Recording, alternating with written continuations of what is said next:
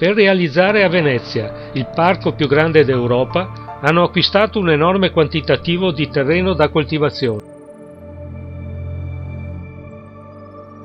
È stato analizzato il terreno da coltivo del parco giochi dei bambini con questo risultato. Sono stati accertati 76 rilevamenti di cancerogeni e 9 rilevamenti di metalli anche tossici oltre i limiti di legge.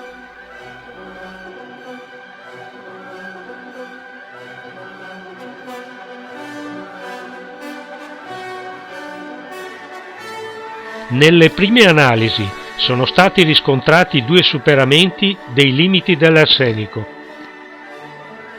È stato raddoppiato il limite di legge ed il terreno non presenta più contaminazioni da arsenico.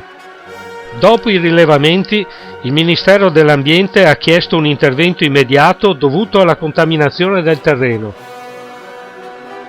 Successivamente è pervenuta al Ministero una comunicazione di un errore commesso nelle analisi.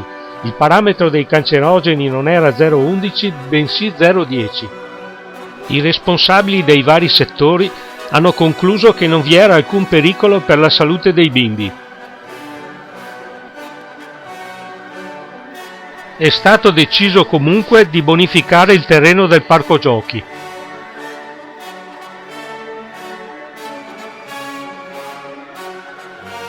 Abbiamo fotografato l'interno dei camini della collina del parco formata con rifiuti industriali messi in sicurezza con il capping di argilla.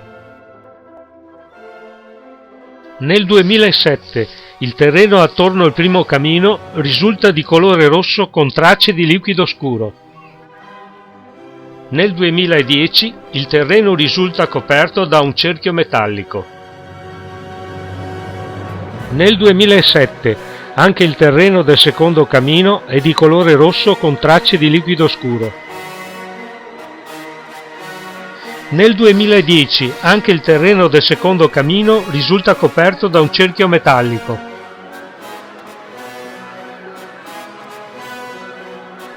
L'amministrazione comunale di Venezia ha pubblicato le analisi della zona interdetta all'interno del parco riscontrando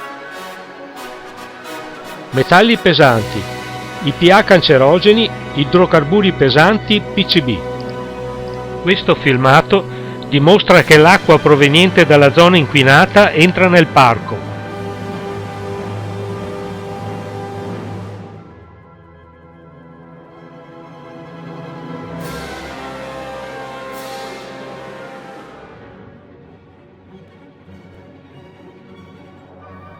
L'acqua forma un piccolo lago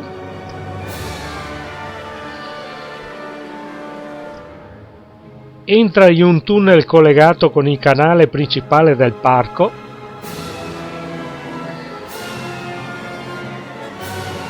questa è l'uscita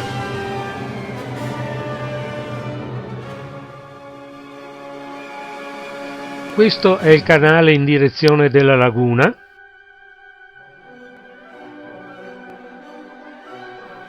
E l'acqua è scaricata con delle potenti pompe nella laguna di Venezia.